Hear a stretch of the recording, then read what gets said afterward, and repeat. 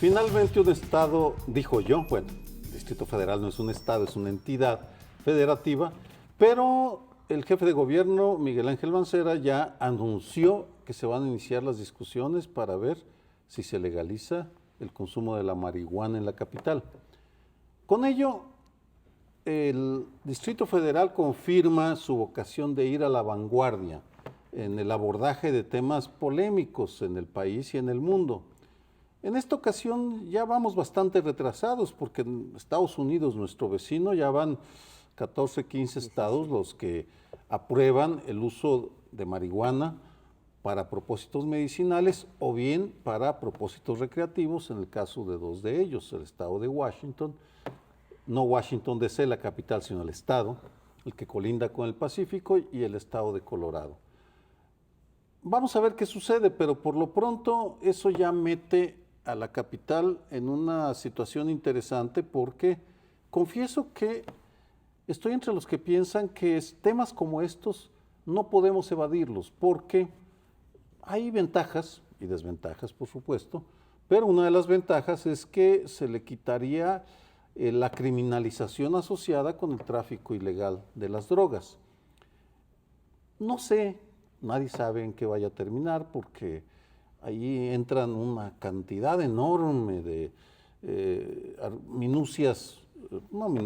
aspectos jurídicos. Por ejemplo, un estado, una entidad federativa puede legislar sobre ese tema cuando la ley federal dice lo contrario, no lo sabemos, se probarán los límites que tienen las entidades, pero en todo caso, pues la capital y el país finalmente se embarcan en una discusión que ya era a estas alturas inevitables.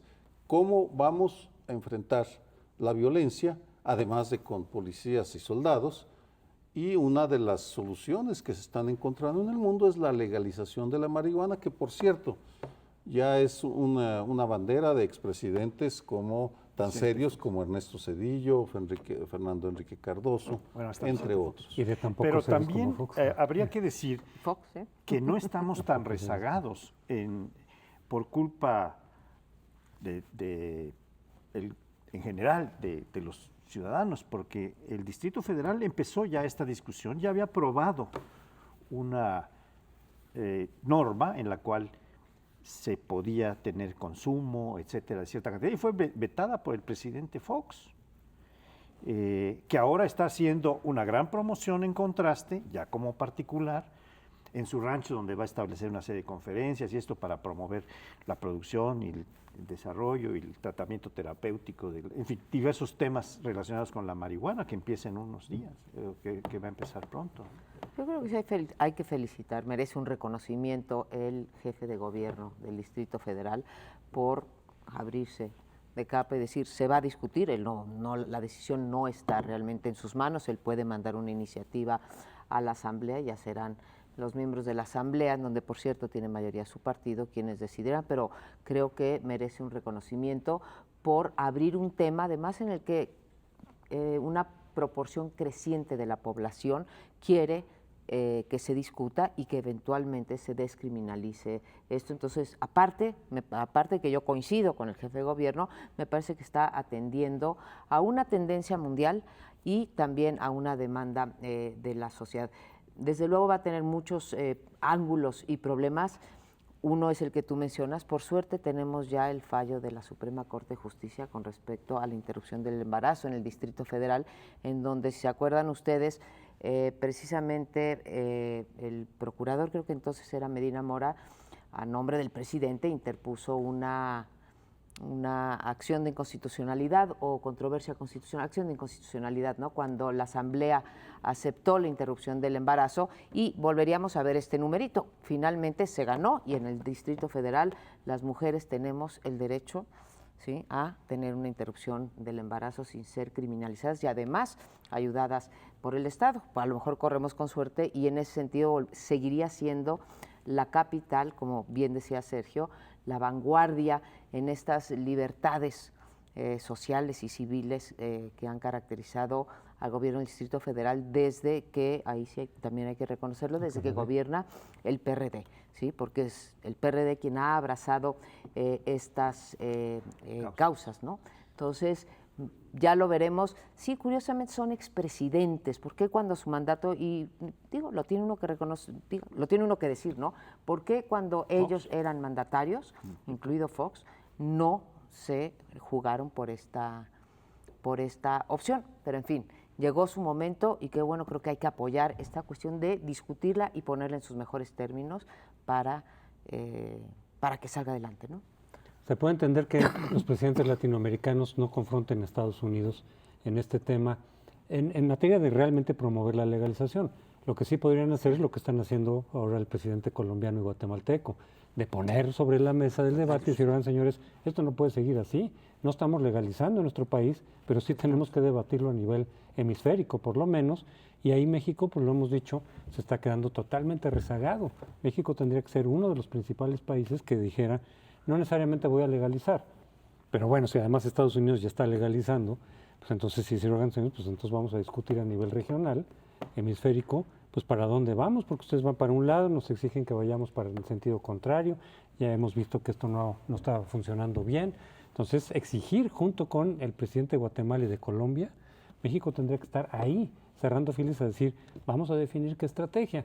Pero por otro lado, volviendo a la capital, yo no sé si, francamente desconozco si se podría, como el caso de otros temas, que la capital pudiera legalizar, a lo mejor el marco federalista lo permite, como en Estados Unidos. Es decir, varios estados están legalizando incluso ya al grado de considerar la marihuana como recreativa, no solamente terapéutica, que aquí pudiera hacerse. Bueno, si se puede hacer y se hace como un paso, como en los otros temas que se han tocado, más liberales, etcétera, bueno, pues sí, la capital sí se convierte de pronto como un enclave muy distinto al resto del país, ¿no? Casi como si fuera otro país. De hecho, lo es.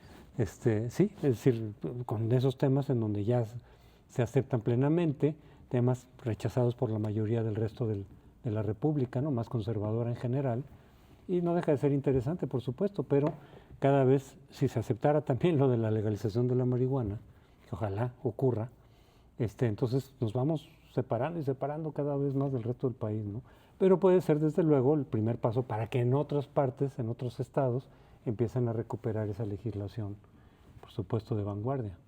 Creo que querías aclarar algo sobre el tema jurídico. Sobre el marco legal, es una facultad de los estados, de las entidades, no de la federación. Cada estado puede hacer su propia ley de salud. Hay ciertos principios que se lanzan en términos generales en una ley de salud nacional, pero no está excluido el que se pueda tratar el asunto de la marihuana y otros en materia de salud y que las entidades tengan su propia legislación en materia de salud en términos generales. Como la marihuana está considerada su uso como un delito contra la salud a nivel nacional, no necesariamente tendría que estar en cada estado.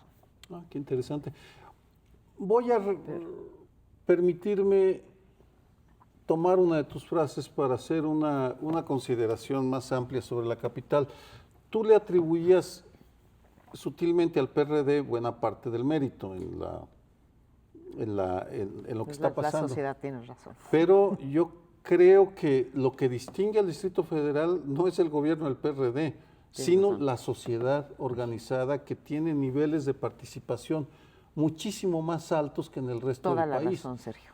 Porque la ley para la interrupción legal del embarazo fue impulsada por el movimiento feminista. Sin el movimiento feminista no veo cómo se hubiera hecho esa ley. Las uniones entre personas del mismo sexo, hay que reconocerle el trabajo del movimiento gay, que cada año marchan cada vez más personas. Porque creo que ahí tenemos que empezar a darle el peso que se merece el trabajo de la sociedad, independientemente de ideología o tipo de organización. Si fuera el PRD, entonces estaríamos viendo los mismos avances en otros estados donde ha gobernado, Zacatecas, Michoacán, Baja California Sur, y pues, o Cancún, y lo que se ve es la misma grisura, mediocridad y corrupción que en el resto del país. Incluso las corrupciones, grado de corrupción urbanística que hay aquí en México, pues no ha tenido la misma atención, tal vez porque la sociedad apenas a últimas fechas está movilizándose a favor de corregir esa anomalía. Absolutamente de acuerdo, golazo. Es la sociedad, sí, bueno, hay que reconocerle a la Asamblea Legislativa que votó en favor, pero tienes toda la razón, ¿sí? Porque entonces en Zacatecas o en Baja California, donde también tenían a sus congresos locales a favor del PRD, no digas que no pudieron, ni siquiera plantearon eso, así que absolutamente, Sergio, qué bueno que lo aclaraste. En otro tema de esto de la legalización, hay que tener cuidado y creo que debería de haber una campaña informativa importante para no pedirle demasiadas cosas si eventualmente pasara la descriminalización o incluso la legalización, que son pasos distintos, de la marihuana. Tampoco pensemos, y creo que hay evidencia en otros países, que con esto se va a acabar el problema del crimen organizado, el problema de la violencia, etcétera, porque mucho del debate se empezó a plantear en esos términos.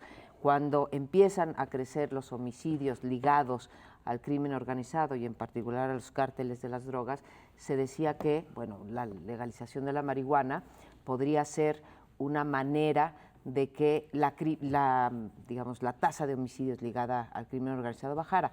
Y eso, pues, la mayor parte de los estudios dicen ya no. Entonces, lo vamos a plantear en términos de solución para un problema de criminalidad o lo vamos a plantear en términos de un problema de salud pública y uno tercero, de ampliación de libertades, ¿no? Entonces, creo que tendríamos que informar bien a la sociedad sobre el impacto que puede esperarse en cada uno de estos tres aspectos. Probablemente no resuelva de fondo el problema de la criminalidad, pero en algo sí puede ayudar porque sí le quitas recursos muy importantes a los cárteles que los utilizan para corrupción, los utilizan para comprar armas, para confrontar al Estado de manera directa con armas de alto poder. O sea, sí les sustraes una buena parte de los ingresos a los cárteles de la droga, no a otro tipo de crimen como es el secuestro, que a veces están vinculados, ya lo sabemos. Se cambian, pero sí les quitas o sí les sustraes a los cárteles criminales una buena cantidad de dinero que ya no podrían utilizar para lo que estamos viendo de todas formas, pero no soluciona efectivamente el problema ahora. Qué bueno que de todas maneras se empieza a debatir ya formalmente, ojalá. El debate ya ha empezado y de pronto opinan médicos, opinan expertos en diferentes temas, porque son muchos los ángulos que hay que abordar aquí. Entonces, por ejemplo, dice algún experto que leí yo hace poco, médico, decía, es que sí causa daño, la marihuana sí causa daño. Aunque en cifras oficiales, como de Estados Unidos y de Inglaterra, no ha habido muertes causadas por marihuana como sí las hay por tabaco y por alcohol, pero es porque el consumo es muy bajo, porque no es legal, que en el momento en que se legalizara el consumo sube. ¿Quién sabe? Digo, no estoy seguro, porque se debata. Pero entonces más la pregunta es, ok, si hace cierto daño, si hay algunos elementos tóxicos cuando se fuma. Bueno, pero si el tabaco y el alcohol, al final de cuentas, la medida de la despenalización no es un reconocimiento de que las drogas no sean perjudiciales. Es una forma mucho más pragmática de encarar el problema que a través del esquema de prohibición. Es decir, aunque haga daño, bueno, de todas maneras la prohibición no resuelve nada y más bien complica el problema. Entonces, que se maneje como un problema de salud, en donde haya prevención, rehabilitación, educación, para que a final de cuentas cada individuo decida si consume o no la droga, como decide si toma alcohol o no, y qué tanto, o si fuma tabaco o no, y qué tanto, sabiendo que es el abuso lo que te puede provocar daños más graves de todas estas drogas, las que ya están legalizadas y las que no. Bien, es evidente que la cantidad de ángulos que hay es enorme. Mientras hablabas me imaginaba otro escenario, otra pregunta. Si es legal consumir, ¿será legal producir?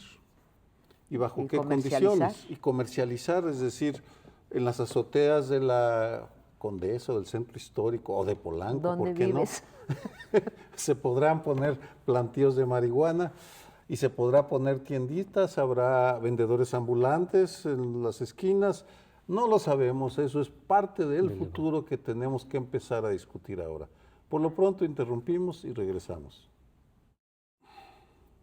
Bueno, pues las elecciones del 2013 para esta fecha ya casi se olvidaron, pero una de las demandas de los partidos políticos, sobre todo los partidos políticos de oposición, pero que también ha sido abrazada por el PRI, es lo de otra reforma electoral. Cada vez que tenemos unas elecciones en México se habla de una reforma electoral, ahora sí definitiva, nunca es definitiva, pero se está tratando el tema de nuevo como parte del pacto, como parte probablemente del último periodo extraordinario antes del 1 de septiembre, y dentro de esa reforma electoral uno de los puntos que más debate ha causado es si México debe de transitar a tener un solo Instituto Nacional de Elecciones y desaparecer los otros 32 que operan con cada una de las elecciones locales.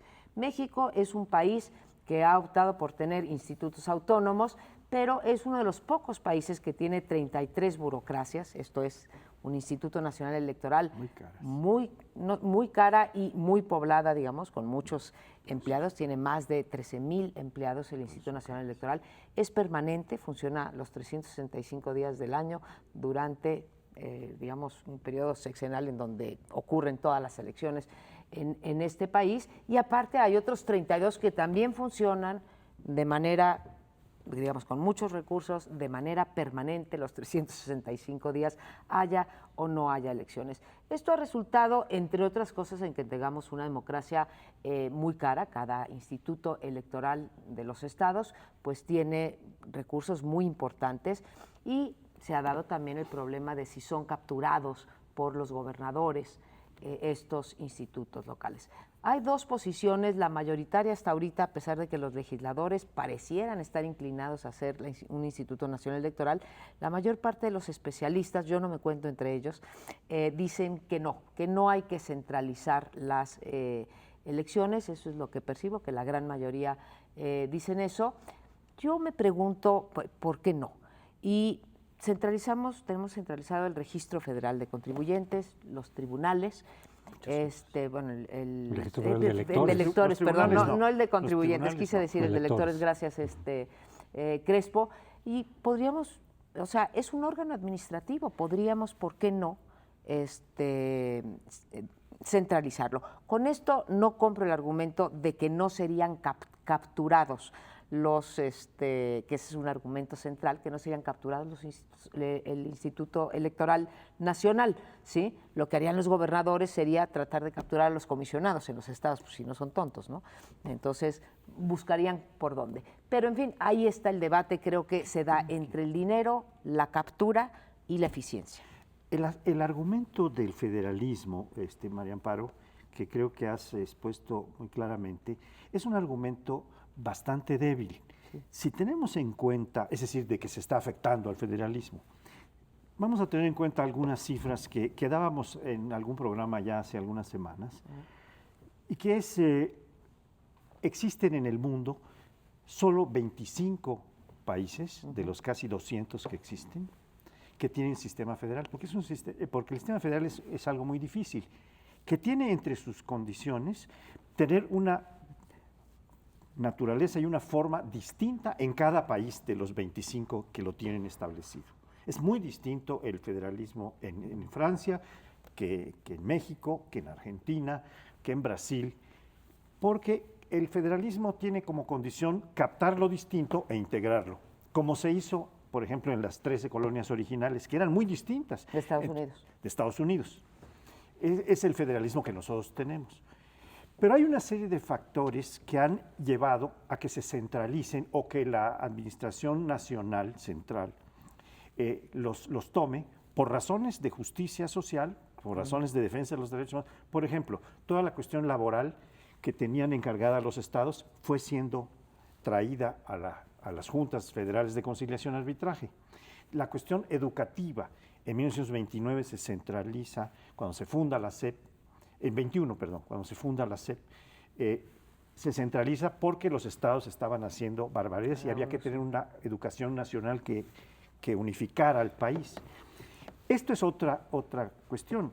Los partidos nacionales lo son y pueden intervenir en cualquier elección que sea municipal. Las elecciones se hacen con base en el padrón que tiene el IFE, y el IFE celebra en cada ocasión con los gobiernos de los estados, con el padrón nacional. Entonces, ya hay una serie de factores que nos dejan ver. Y además, hay un costo enorme de esas 32 burocracias que están realmente dependiendo de la burocracia del IFE, que ya es muy caro y que vale la pena que haga las elecciones nacionales. Por lo menos esta es la argumentación que a mí me parece importante. En mi caso, lo tengo muy claro después de las elecciones de hace ya casi un mes. Los institutos locales sí hablan mucho de autonomía, pero en la práctica demostraron que no son autónomos, que están sometidos a los gobernadores de los estados, algunos más, otros menos, depende, no de ellos tal vez, sino del gobernador, qué tan burdo sea en su manejo de las elecciones. Entonces, me parece que en el debate que se estaba dando, hay un antes y un después del 7 de julio. ¿Sí crees? ¿Sí que lo va a afectar? Mira, yo no he escuchado, antes del 7 de julio coincido contigo que los expertos salieron en coro a decir en contra del Instituto Nacional Electoral. Centralismo. Después del 7 de julio ya no he escuchado voces, como que hay un recato, una mesura, tal vez un sentimiento de vergüenza, de decir cómo vamos a defender a lo indefendible. Porque es feudalismo, no federalismo. Qué buena frase, qué buena palabra, feudalismo. Recuerdo, por ejemplo, los comentarios el día siguiente de la elección o la noche. Yo no escuché alguna perorata encendida a favor de los institutos locales, sino o el silencio o la condena. Y de entonces, en el último mes tampoco he leído ni escuchado a nadie que rompa lanzas políticas o intelectuales para defenderlos. Poquitos, ahí tienes a uno. Bueno, no, yo no, pero perdón, yo sí he leído, lo que digo es, yo sí he leído a varios que después del 7 de julio siguen insistiendo en que no es una buena idea lo del Instituto Nacional Electoral. Yo pienso que sí es buena idea, yo pienso que sí el IFE podría resistir con mucho mayor fuerza la presión, desde luego, de los gobernadores. O sea, los gobernadores difícilmente pueden incidir sobre el Consejo General del IFE, como sí lo hacen de manera muy clara en muchos casos, quizá no en todos, con los consejos estatales, de los institutos estatales. Pero sí he oído, no sé yo cómo esté la opinión de los expertos, porque sí he oído, decía yo, y he leído gente que dice no es por ahí. Yo creo que en todo caso existe el riesgo, desde luego, de que se trataran los gobernadores de incidir sobre el nombramiento de los consejeros locales del IFE. Pero si se mantiene la fórmula de ahora para esos consejos locales, que es el propio Consejo General, en el que al margen de los partidos nombra a personas de cada uno de los estados con las características que se requieren, es decir, de trayectoria profesional, de conocimiento de las elecciones, de autonomía, muchos miembros de organizaciones civiles, ¿no? Alianza Cívica, etcétera, que han estado vinculados con lo electoral, pero desde fuera de los partidos y sin vínculos con los partidos, puede de todas maneras esos consejos locales del IFE resistir las presiones de los gobernadores con mucho mayor probabilidad que lo que ocurre actualmente, ¿no? Porque el nombramiento es a través de Congreso, pero es muy directo. Lo que sí insisto yo es que para darle esa fuerza al IFE, o al nuevo Instituto Nacional Electoral, como se llamaría, habría que cambiar también la fórmula para nombrar a los consejeros generales, al Consejo General, sacar a los partidos. Y por cierto que he empezado a oír algunas opiniones entre legisladores, incluyendo algunos del PRI, por cierto, que están diciendo efectivamente la fórmula de nombramiento de los consejeros a través de cuotas, pues ya se agotó desde cuándo, ¿no? Sí, lo vimos en 2003, que quedó fuera precisamente por esa fórmula de cuotas, quedó fuera el PRD, con lo cual se le dio un golpazo tremendo al IFE, a la credibilidad del IFE. Y hemos visto todos estos retrasos de un año, ahora ya fue de 6 meses, de los consejeros, que ya está haciendo que algunos legisladores, vamos a ver si de veras los partidos sueltan eso, pero algunos legisladores ya están reconociendo que la fórmula está agotada. ¿Tú decías, Sergio? Una brevísima acotación.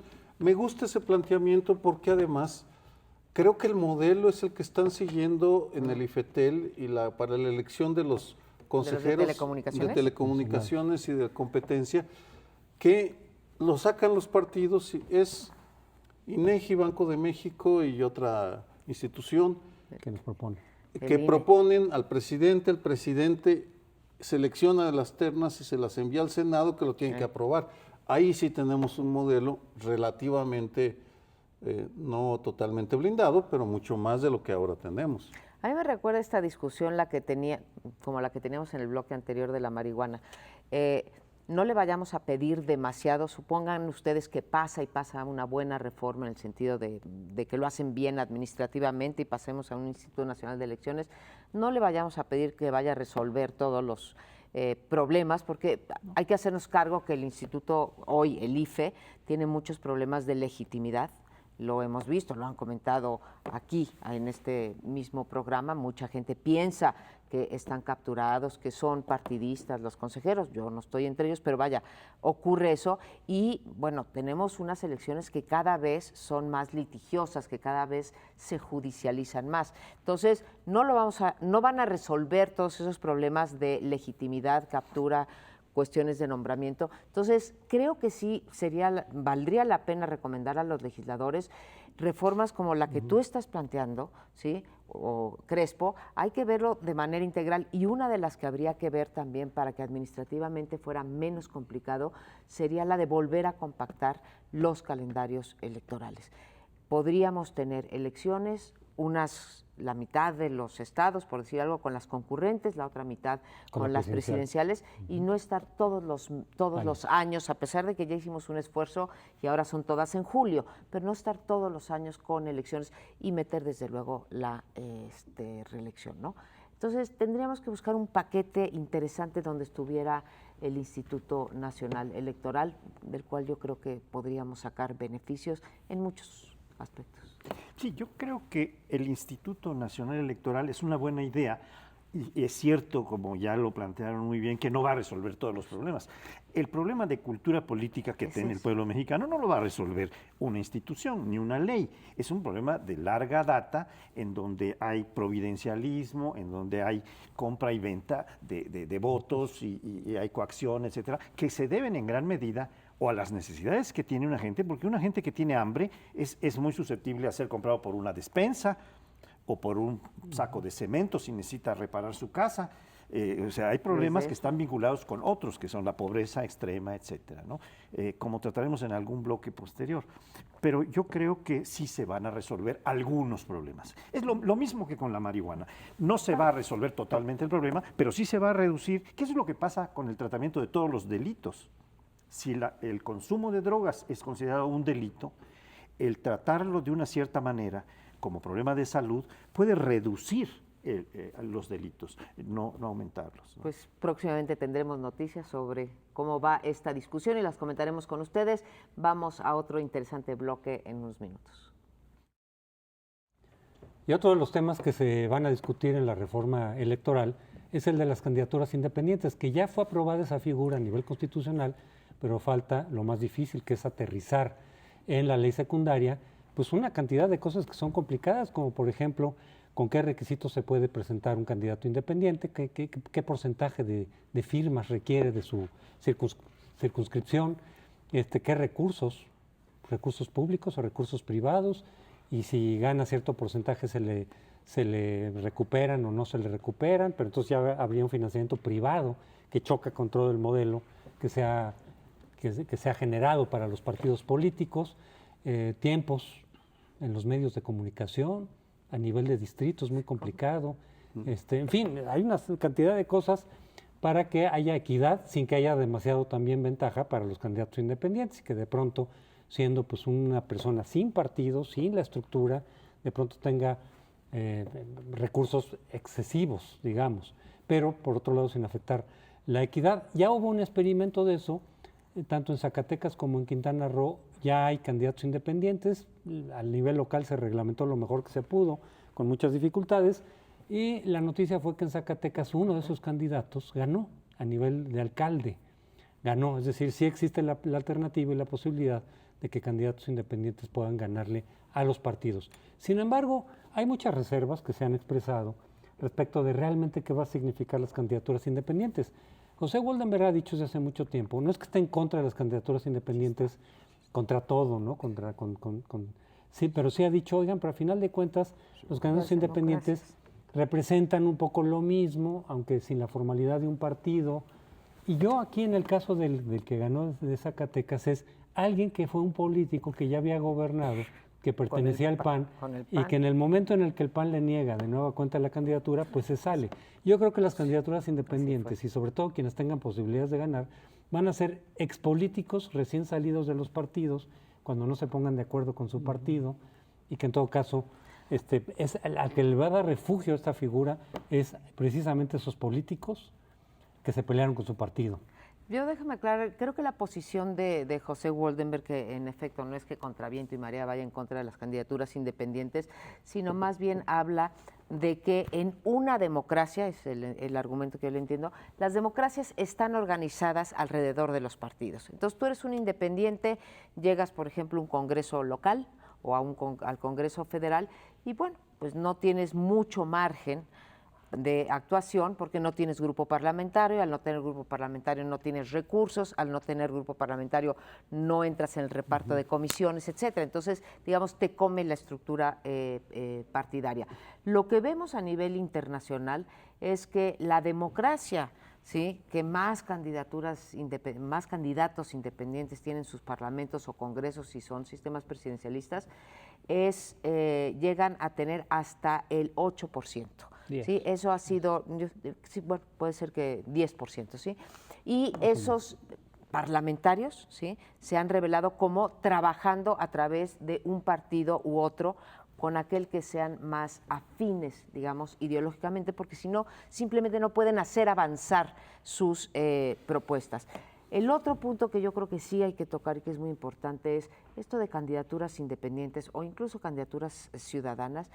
O sea, ¿independientes de quién? Independientes básicamente de los partidos, si acaso, porque recordemos que ahora, por ejemplo, el PRI, que creo que fue una jugada maestra, no es una jugada con la que yo comulgo, pero maestra políticamente, ¿qué fue lo que hizo?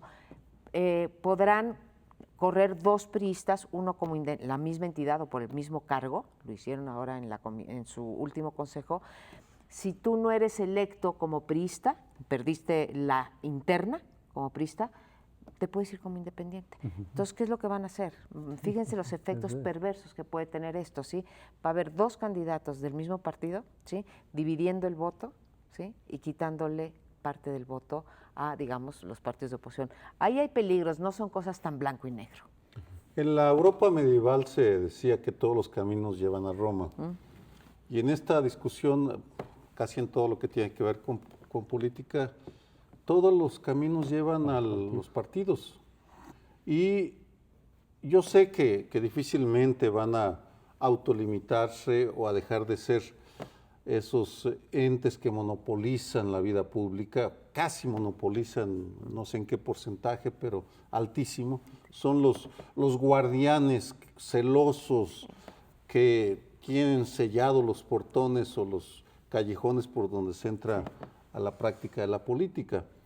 Y en ese sentido, creo que además de hablar cuando habla uno de candidaturas independientes, y de financiamiento, por ejemplo, eso lleva al tema de la ofensiva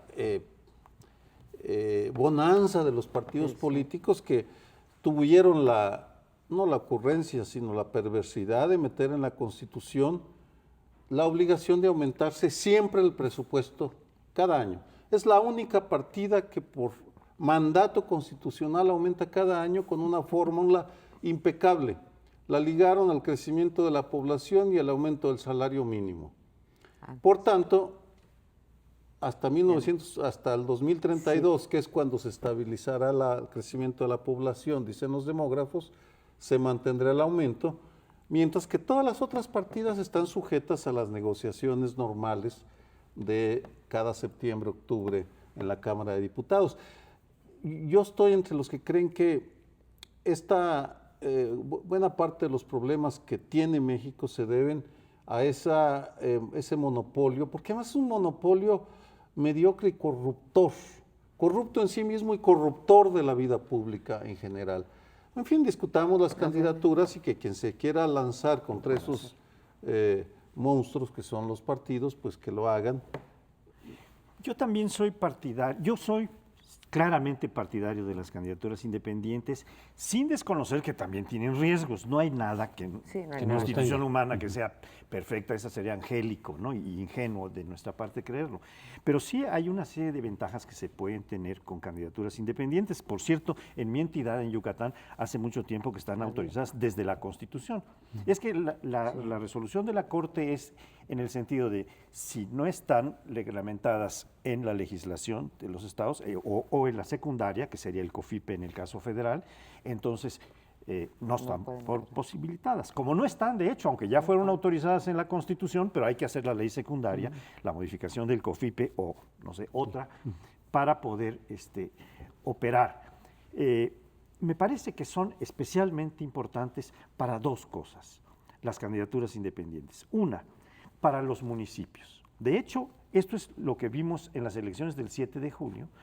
En el estado de Zacatecas se registraron 12 candidaturas independientes. Algunas sí venían de algún partido, como señala el que ganó, José ¿no? Antonio. El que ganó. El que ganó.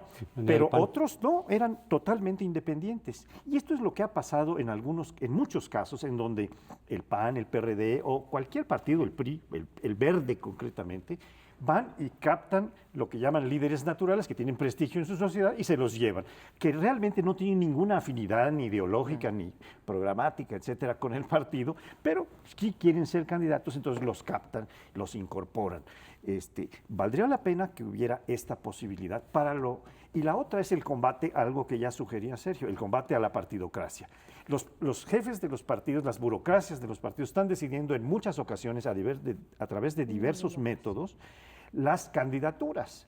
A nivel municipal son muy notables, pero también a nivel de los legisladores. Y creo que las candidaturas independientes que tienen su propio peso por el prestigio que tienen en las localidades pueden ser un argumento suficiente para que las burocracias no se impongan y pongan a un candidato que no tiene ninguna relevancia en la región, sino que se escoja a un candidato que sí tiene prestigio en la región. Un pequeño añadido. Coincido con Pepe Woldenberg sobre la centralidad de los partidos. Por supuesto que necesitamos partidos, pero no estos partidos ni con este arreglo institucional, que eso es muy diferente. Yo no estoy en contra de las candidaturas independientes, tampoco, aunque sí creo que a final de cuentas van a acabar esencialmente en manos de los partidos o de los políticos que se salen de los partidos, pero siguen siendo clase política. Sí, o bueno, los fácticos. Aunque los poderes fácticos sí influyen también a través de los partidos, ¿no? De todas maneras. Pero sobre todo expolíticos que, como pasó en este caso del que ganó en Zacatecas, se pelean y entonces salen, pero siguen siendo los políticos que a final de cuentas están peleando por diferentes vías. Eso es lo que mayoritariamente creo que va a acabar esta figura. Pero donde sí tengo reserva claramente es en la candidatura independiente para gobernadores y para presidente. Porque aunque las probabilidades de triunfo sean menores, eventualmente pueden ganar. Y en lo que se traduce, como hemos visto en varios países de América Latina, es en un gobernador o un presidente sin ningún respaldo en el Congreso. Es decir, si de por sí los gobiernos divididos generan a veces problemas de relación entre los poderes y de sacar adelante, cuando llegan esos políticos normalmente con un discurso antipartidista y ganan, pues resulta que no tienen ningún respaldo y más bien tienen casi a todo el Congreso en su contra. El Congreso dominado por los partidos ahí sí claramente. Entonces, a nivel sobre todo de la presidencia, sí le veo yo un riesgo que hemos visto en la historia también de México del siglo XIX y de América Latina, que eso genera una situación de alto riesgo institucional. A mí, yo como tú no estoy en contra de las candidaturas independientes, creo que tendrían que ser bien reguladas y tendría que venir acompañada también de una reforma a el financiamiento público. Sí, porque tenemos ejemplos como antes era en Francia, que tú necesitabas, Sergio, preguntabas lo de las firmas o Crespo, ¿no? Antes eran 20, en Francia, 20 firmas, ¿sí? Tú registrabas a tu candidato, pero no te daban ni un quinto. Si tu candidato ganaba, pues si el candidato resultaba ganador, te reembolsaban parte de lo que le habías puesto a la campaña. Lo que creo que son ineficientes, Paoli, es para frenar a el monopolio o a la partidocracia. Eso se han revelado en la mayor parte de las democracias del mundo como ineficaces. ¿no? Entonces, sí a las candidaturas en términos de que, otra vez, es un derecho político más y estoy por la ampliación Pero de los está en derechos. el 35 constitucional. Sí, está bien. Sí, yo Mientras voy. no se cambie el 35, tiene que haber candidaturas tiene independientes, que porque son haber- derechos de los ciudadanos el De ser acuerdo. votar y, Y ser ser votados. votados, y los diputados ya nos deben, ya se tardaron, ya pasó el Claro. tiempo reglamentario para hacer la ley secundaria y no la han hecho, así como no han nombrado a los consejeros. ¿Cierto? Pero en fin, se nos termina el tiempo y regresamos en unos minutos al siguiente segmento. ¿Por qué no hay manera? Hace algún tiempo nos enteramos de que México es un país de obesos y que había ganado el primer lugar En eso sí. en este ranking tan ambicionado, ¿verdad? Estábamos en el segundo lugar de obesidad y pasamos al primer. Bueno, no creo que hay mucho que celebrar. En un país de contrastes como el nuestro, en donde uno de los más dramáticos contrastes, pues es el de tener una población con pobreza alimentaria, que anda entre los 12 y los 15 millones de habitantes, y tener obesos, tener el país con más gordos y menos alimentados. Es decir, estamos en estos dos extremos, ¿no? Por una parte, tenemos el éxito de toda la comida chatarra que produce una gran obesidad. Incluso durante los tiempos, yo recuerdo a Lujambio, que fue secretario de Educación, que lanzó toda una campaña para luchar contra la venta de productos chatarra en las escuelas, etcétera, porque es donde empieza a gestarse esta costumbre de comer cosas que no son alimenticias o que van dañando a la salud. Y tenemos un problema magno, un problema macrosocial, porque el hecho de tener un país en donde los muy pobres son gordos, desde luego no nos extraña en los muy ricos.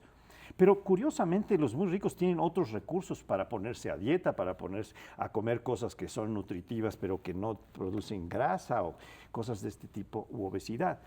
Y también estamos ante un problema grave nacional de salud, porque la obesidad genera, como está mostrado muy claramente, diabetes y una serie de enfermedades que vienen asociadas y que se hacen muy proclives los obesos a entrar en estas enfermedades. Por tanto, pues es un asunto de la mayor relevancia para el país.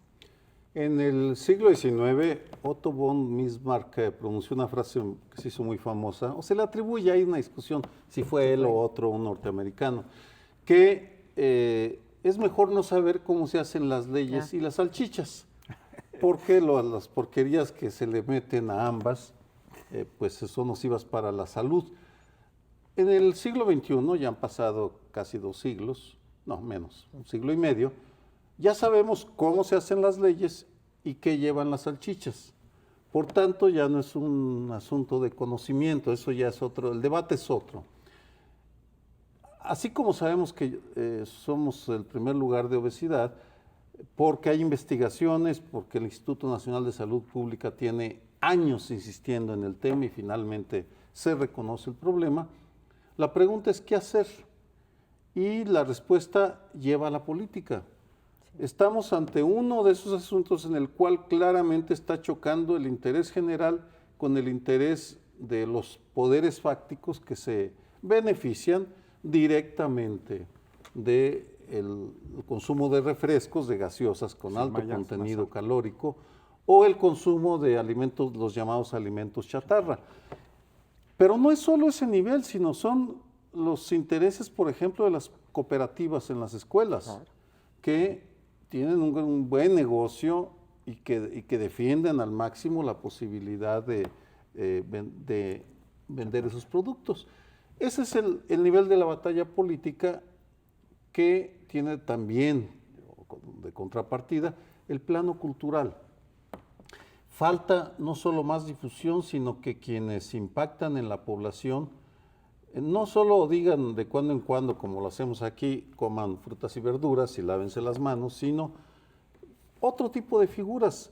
Pienso como modelo para la primera dama mexicana o para la esposa de Enrique Peña Nieto, lo que hace Michelle Obama, que es una promotora del consumo de alimentos sanos, sembró verduras en el jardín de la Casa Blanca. De la Casa Blanca, se pueden sembrar coles o flor de calabaza en el jardín de los pinos, por ejemplo.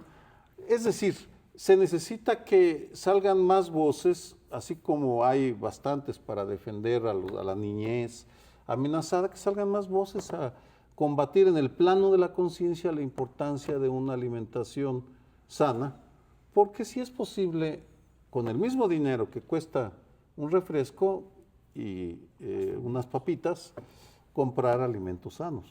Es un problema de primera magnitud, como decía Paoli, por todo lo que significa esto en términos desde rendimiento físico, porque además tiene muchísimas cuestiones, no solamente que acaben con diabetes, que desde luego es una de ellas, pero vaya, todas las implicaciones, y es una verdadera adicción, por un lado, al azúcar, igual que hablábamos otra vez de la marihuana, el tabaco, el alcohol. Hay adicción al azúcar y hay adicción, digamos, de ahí estoy usando el lenguaje de manera mucho más laxa, hay una adicción también a la comida chatarra. Ahora, si son los publicistas, si hubiera realmente un compromiso de política pública, de la misma manera que los publicistas lanzaron de repente y nos crearon una necesidad a todo el mundo a nivel global, por ejemplo, de tomar agua embotellada, ¿sí?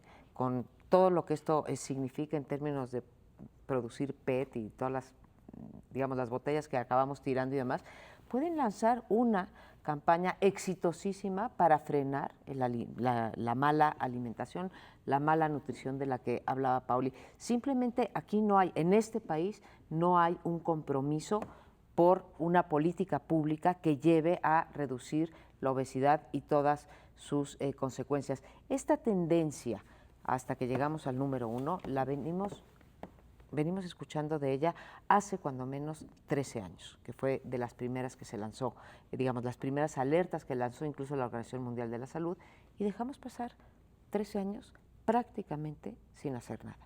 Y claro, hoy ya somos el primer lugar, se nos viene el problemón encima, y que sí, es un problema no nada más de meterle dinero, es un problema de que tú tienes una población en donde además los más afectados, como sacaban en un reportaje recientemente, son los niños, porque la ingesta comienza mucho antes y en comparación entre alimentos balanceados y no balanceados es mayor en los niños.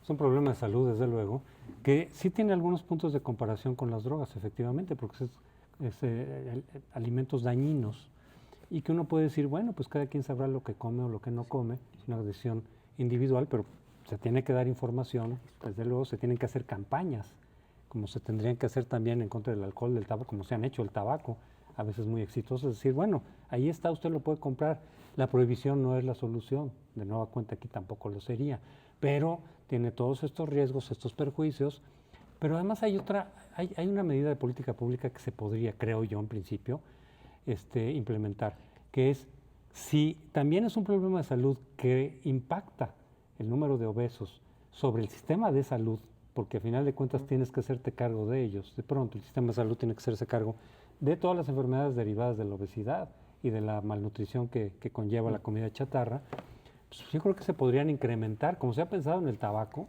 incrementar impuestos para que de ahí salga también recursos para atender los casos de salud que se derivan de todo esto. Se ha planteado en los tabacos, lo que pasa es que son poderes fácticos que echan a andar toda su maquinaria para evitar que eso ocurra, pero en un momento dado el Estado tendría instrumentos para contrarrestar este problema y decir, ok, por un lado le ponemos más impuestos, eso va a reducir eventualmente la demanda, pero además esos recursos nos sirvan en todo caso para abordar el problema de salud derivado de la comida chatarra. Además de este asunto de los impuestos, que creo que es muy importante esto que planteas, José Antonio, yo creo que habría que hacer un acento muy fuerte en algo que ya insinuaba María Amparo, que es los medios informativos. Los medios informativos son responsables en gran medida, porque derivan una cantidad enorme de ingresos, de la promoción de productos chatarra. Acuérdense de aquel a que no te puedes comer solo una, ¿verdad? De las papitas y cosas así que nos ponen a todos en una tentación, porque realmente son cosas sabrosas, que malnutren, que conducen a ciertas enfermedades o a la obesidad. Pero así como se ha puesto límites a la publicidad que se hace de alcohol y de tabaco, en muchos países, no tanto en el nuestro, y el asunto de los impuestos, habría que poner un acento en la regulación de los medios para que puedan, solo en alguna proporción, solo en ciertos horarios, no estar impulsando este tipo de productos, aunque les reduzcan sus ganancias. Claro, ahí es donde los poderes fácticos van a brincar. Pero en fin, este es un tema que sí se puede tratar también en la legislación de medios, que está pendiente de hacerse la secundaria. Y ahí habría que introducir algunas cosas que conecten salud con telecomunicaciones. Sí, sin estar por una visión prohibicionista. Hoy, por ejemplo, vemos con respecto al tabaco que ya no se puede vender en las farmacias, que no puedes en los restaurantes. Entonces, lo mismito se podría hacer en esta parte, y tampoco ya se puede en este país anunciar no, ya no se puede anunciar tabaco en la televisión. Antes teníamos al hombre Marlboro, ya no hay, ya ninguna tabacalera puede anunciarse, ¿no? Entonces podría ocurrir lo mismo con este otro producto dañino, Sergio. Gracias. No, es que, vamos, es difícil porque nuestra dieta es muy rica. Me imaginaba una gordita de chicharrón bañada de tuétano o algo así. Bueno, y cochinita no te van a contratar, a ti para la campaña. Yo no sería el hombre gordita de chicharrón. A mí no me van a contratar para la de tabaco, a ti no para de esa. ¿A cuál se apunta? ¿La del alcohol? Porque él ya pidió la marihuana. A la cochinita pibil, que no me la vayan a prohibir, menos en los medios. En Yucatán sí que le entran a la grasa. Sería muy grave, muy grave. Y sí hay muchos gorditos en mi tierra que hay que reducir también. Bueno, pero yo creo que estamos llegando al final de este bloque, que es un bloque que nos va a dar para mucho, porque la obesidad no es algo que se combate de un día para otro, y vamos a tenerla presente mucho. Nos vamos, no nos deje de ver la próxima semana. Muy buenas noches.